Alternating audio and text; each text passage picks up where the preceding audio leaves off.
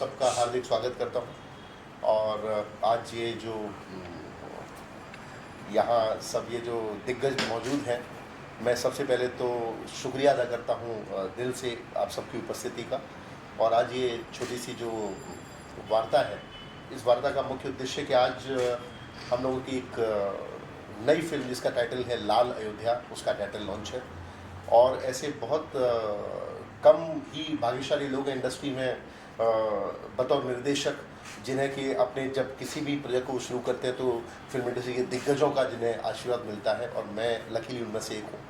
और मैं अपनी जितना भी मेरा अब तक जो काम किया है मैंने इंडस्ट्री में, मैं समझता हूँ उसका एक जब फल मिलता है आपको, तो आज का दिन शायद वो फल ही है कि आज हमारी भारतीय सिनेमा के दिग्गज श्री पहलाज निहलानी जी का आशीर्वाद हमें मिला और उन्होंने मेरी फिल्म लाल अयोध्या का टाइटल लॉन्च किया।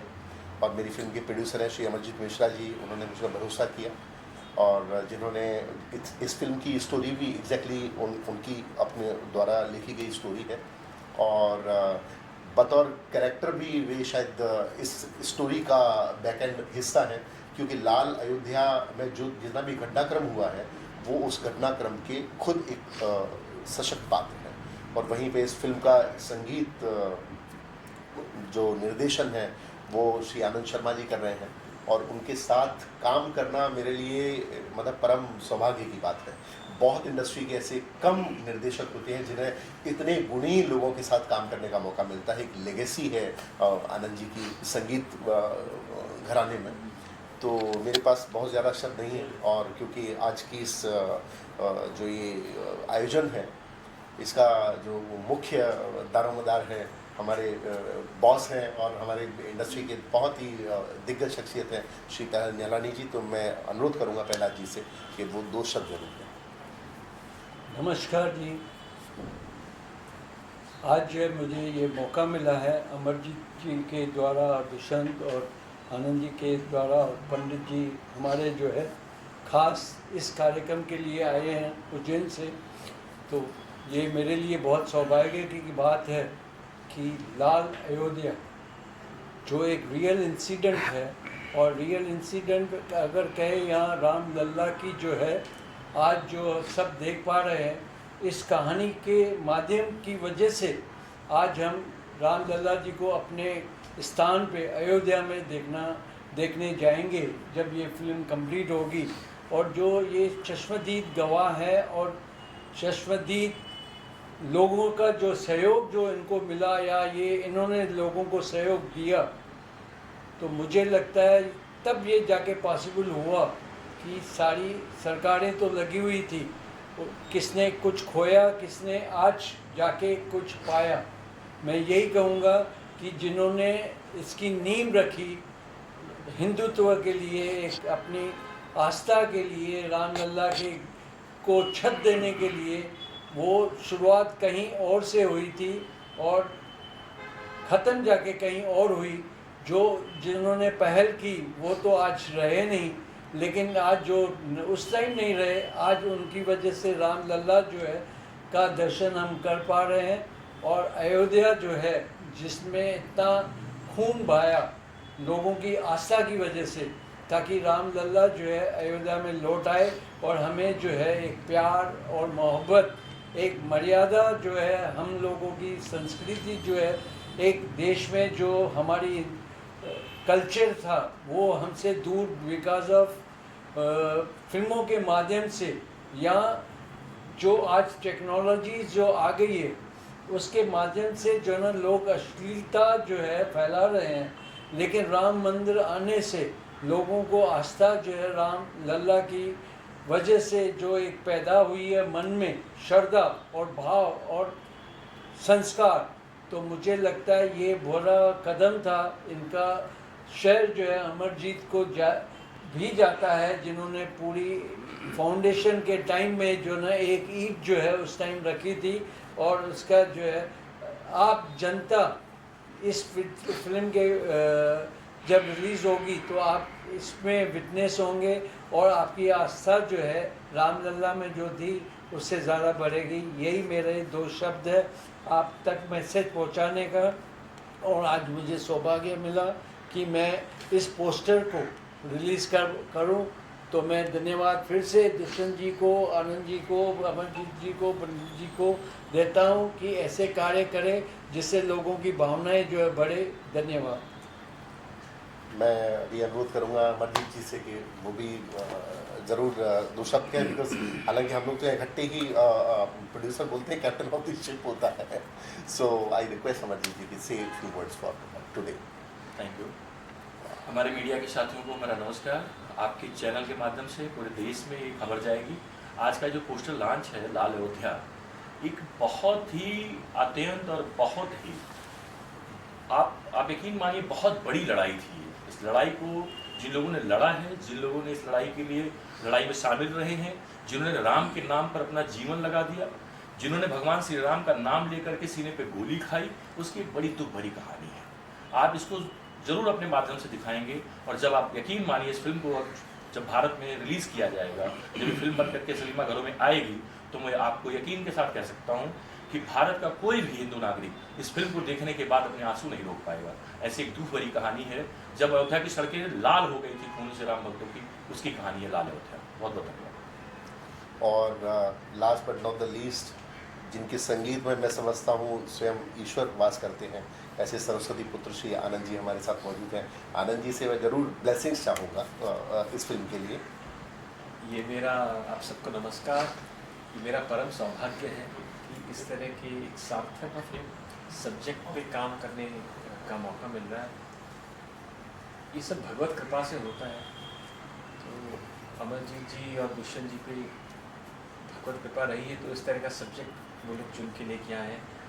वरना तो बहुत से सब्जेक्ट्स पे काम किया जा सकता है, पर भगवत कृपा से सब्जेक्ट लेके आए हैं और हमको उस पर काम करने का मौका मिल रहा है। इसलिए आप सबका धन्यवाद। पहला जी हमसे बहुत बड़े हैं और उन्होंने इसका पोस्टर लॉन्च किया है, उनका आशीर्वाद हम सबको मिला है, इसके लिए पहला जी आपको भी प्रणाम। और बाकी भगवान राम से ये प्रार्थना है कि सबको आशीर्वाद है, सब लोग सार्थक काम कर पाए। और पंडित संतोष जी भी हमारे अतिथि हैं, मौजूद हैं यहाँ पे, तो मैं चाहूँगा आपके लिए हमें आशीर्वाद दो शब्द में। आप लोगों के माध्यम से संपूर्ण विश्व में यह आवाज़ अवश्य पहुंचनी चाहिए कि धर्म पर जो विजय है, उस विजय के बीच में हमारे धर्म पर कितना कुठाराघात किया गया, कितने प्रहार किए गए। क्योंकि कार सेवा के दौरान मैं भी था और मैं साक्षी हूँ इस चीज़ का कि हमारे आत्मिक भावनाओं का जितना हनन हुआ, हमारे धार्मिक मर्यादा का जितनी हत्या की गई, उन सभी पृष्ठभूमियों पर अगर आप चर्चा करेंगे, जब इस पिक्चर को आने आपके समक्ष होगी, तो आप नतमस्तक एक बार जरूर होंगे धर्म के प्रति अपने। आज इस पिक्चर को निर्मित करने का जो उद्देश्य आदरणीय अमरजीत मिश्रा जी का रहा है, वो महज एक फिल्म नहीं है। हमारी भारतीय संस्कृति में हमारे धर्म पर कितने प्रकार के प्रहार किए गए, इसके जीवंत उदाहरण और एक आचरण के रूप में भगवान श्री राम मर्यादा पुरुषोत्तम रहे, तो एक मर्यादा पुरुषोत्तम पर की व्यवस्था पर कितना प्रहार किया गया, उसकी पूरी कहानी है। मेरा मानना है कि आने वाले समय में जो हमारी जनरेशन आ रही है, इस चलचित्र के माध्यम से वो एक अच्छे संस्कार में जरूर ढलेगी। जय श्री राम, जय श्री महाकाल। जय श्री राम। आपने कैसे सोचा कि मैं इस फिल्म प्रोड्यूस करूँगा, दिन में प्रोड्यूसर करूँ? पहली बार आप बीजेपी लीडर भी रह चुके हैं। मैं इससे पहले अमरजीत भैया इसका आंसर तो मैं बता दूं, ये फिल्म अमरजीत भैया का ड्रीम है। अमरजीत जी, देखिए, आज करीबन 1990 में ये गोलीकांड हुआ था। आप 1990 से लेकर के अगर आज देखा जाए तो आज 2024 चल रहा है। 1990 और 2024 में एक जनरेशन का जन्म भी हो जाता है और लगभग बड़े भी हो जाते हैं। क्या वो आंदोलन था, क्या वो कहानी थी, कैसे आज राम मंदिर तो हर आदमी देख रहा है कि राम मंदिर बन रहा है, इसको देखा, पर इस राम मंदिर के पीछे संत समाज का, कारसेवकों का, शिव सैनिकों का, बजरंग दल का, आरएसएस का, भारतीय जनता पार्टी का, पूज्य विजय कौशल जी महाराज का, साध्वी ऋतंबरा दीदी का क्या बलिदान रहा, किस तरीके से उन्होंने काम किया, कितना संघर्ष किया, कितनी मेहनत की। अशोक सिंघल जी राम काल सेवक के दौरान उनको चोट भी लगी, उनका सर भी फटा, कैसे खून बहा, कैसे सड़कों पर खून बहा, क्योंकि हम लोगों ने तो देखा है लेकिन हमारी नई जनरेशन, हमारी नई पीढ़ी नहीं देख पा रही। तो मैं मन में तो उसी दिन से ही था जब ये घटना हुई थी, तो मैंने ये सोच रखा था कि इसको किताब के माध्यम से, चलचित्र के माध्यम से समाज के हर वर्ग तक, देश दुनिया तक जरूर पहुंचाऊंगा, ऐसा संकल्प था। कई किताबें लोगों ने लिखी, लेकिन किताबें लोग, आपको भी पता है, किताब पढ़ना और लोग कम पढ़ते हैं, ऐसे कम है। लेकिन चलचित्र, एक फिल्म ऐसी होती है कि जिसमें 3 घंटे के अंदर हम पूरी चीज़ें समझा सकते हैं जो 500 वर्ष में हुआ। 1-2 वर्ष का संघर्ष नहीं है, 500 वर्षों से लगातार संत समाज को किस तरीके से रोका गया, किस तरीके से कुचला गया, कितने साधुओं को मारा गया, इसकी पूरी लंबी गाथा है लाल अयोध्या। जी भूषण सर, जैसा कि देखा गया है कि आपकी जो फिल्में होती हैं उनमें कुछ नयापन होता है, कुछ यूनिक कॉन्सेप्ट आप लेकर आते हैं। तो इस कॉन्सेप्ट पर पहले भी बहुत सारी फिल्में बन चुकी हैं, आने वाले टाइम में भी बहुत सारी फिल्में आने वाली है। तो जब इस कॉन्सेप्ट को आपने सुना तो क्या नयापन लगा कि जिसके लिए आप एग्री हो गए, और इसमें क्या नयापन देख पाएंगे? जीवन में हर दिन एक नई कहानी होती है, और ये तो अयोध्या की बात है तो ये तो सैकड़ों, जैसा अभी अमरजीत मिश्रा जी बता रहे थे कि 500 वर्षों का इतिहास है। और मेरे बगल से जो दिग्गज बैठे हुए हैं, मैं आपको ये भी बता दूं, हालांकि मुझे ज़्यादा तो बोलने की अनुमति भी नहीं है और मुझे बोलना भी नहीं चाहिए, कि उनका बड़ा दिल, देखिए वटवृक्ष ऐसे होते हैं, उनको वो हमेशा झुकते हैं कि अयोध्या के ऊपर बहुत बड़ा प्रोजेक्ट आने वाला है आदरणीय श्री त्यागराज दयालानी जी का। उसके बावजूद वो यहाँ, मैं बहुत छोटा हूँ उनके सामने, तो मेरी फिल्म के प्रमोशन के लिए हमें आशीर्वाद देने के लिए मौजूद है। ऐसे उदाहरण आपको बहुत कम मिलेंगे। तो ये भी एक कहानी है। तो ऐसे ही ये लाल अयोध्या भी एक उसी 500 वर्षों के अंतराल से चुराए गए कुछ ऐसे लम्हे हैं। मैं समझता हूँ कि जब ये पब्लिक के सामने आएंगे तो वो आपको चमत्कृत कर देंगे और सोचने पर मजबूर कर देंगे कि हाँ, जीवन को क्या ऐसे भी जिया है लोगों ने। कार सेवकों की कहानी है क्या, किस तरह की कहानी? कहानी कार सेवकों की है, किसकी है, क्या है? ये कहानी तो देखिए जब सिनेमा आएगा तभी आपको बता लेंगे। आज तो सिर्फ हम टाइटल में बात करने आए हैं। जिस तरह से अमृत जी ने कहा कि आप बीती कहानी है, जो एक्चुअल हुआ लोगों तक नहीं पहुंचा, वो इसमें देखने को मिलेगा। कहानियाँ तो रोज़ बनती है और रोज़ रामलला जी के नाम पे भी बनती है, अयोध्या के नाम पे भी बनती है, और बहुत से विवादित जो है पिक्चरें भी बनी है जिसको सेंसर बोर्ड ने पास भी नहीं किया। लेकिन आज ट्रू बेस जो कहानी होती है, दो तो एक चीज़ इसमें रियल है। एक तो जो अयोध्या में ये सारी ज़मीन जो है अयोध्या की लाल हो चुकी थी, गोलियों से पूरा भरा हुआ था। जिन्होंने उस टाइम पार्ट लिया था उसमें से 90% लोग आज जीवित नहीं है। सरयू का पानी लाल हो गया था। आज जो है जिस तरह से इसकी जो ना सिर्फ एक दिन में सोचा और ढांचा जो है गिरा नहीं, ढांचा गिरते में 6 साल की जो है इसके अंदर मेहनत थी और प्लानिंग थी और कई बार फेल हुई। लेकिन जो है एक पॉलिटिकली इसके अंदर जितना हाथ था कि नहीं था, लेकिन आस्था का हर इंसान में जो वहाँ मौजूद थे, और उनको एक जब पता चला, अपने खून से जो है लिखी हुई जो है ना वचन जो है ना लोगों ने दिया कि भैया ये हम इसको तोड़ के ही रहेंगे, हम रामलला को वहाँ से बाहर निकाल के ही रहेंगे। तो ये सारी चीज़ें जो है एक मुझे लगता है रोंगटे खड़े करने वाली बातें हैं, जो लोगों तक इमोशनली लोग जो है रामलला से जुड़े हुए, संस्कृति वे से जुड़े हुए हैं, और धर्म के नाम से जो है ना लोग अलग अलग प्रचार करते हैं। लेकिन वहाँ भी जो है ना, मैं जो अयोध्या में जिस तरह से लोग वहाँ रहते हैं, चाहे वो इंसान रहते हैं वहाँ पे, ना कोई हिंदू रहता है ना कोई मुस्लिम रहता है, वहाँ पे एक इंसानियत की जो फ़र्ज़ जो है अयोध्या में जो है लोगों ने निभाया। उसमें कई होंगे जो मुस्लिम भी होंगे, लेकिन कार सेवक बन के जो ना काम किए होंगे, लेकिन वो उनकी आस्था थी।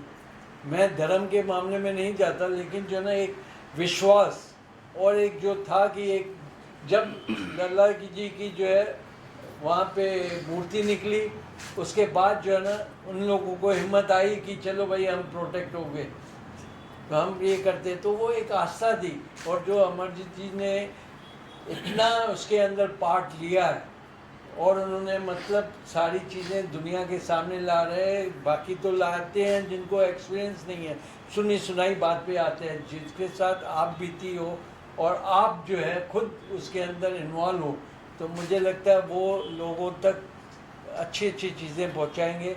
लोगों का विश्वास जो है मर्यादा से जो निकल चुका है, आज श्री राम जय श्री राम के नारे लग रहे, लेकिन उसके रास्ते पे, मर्यादा पुरुषोत्तम के रास्ते पे कोई चलने को आज तैयार नहीं है।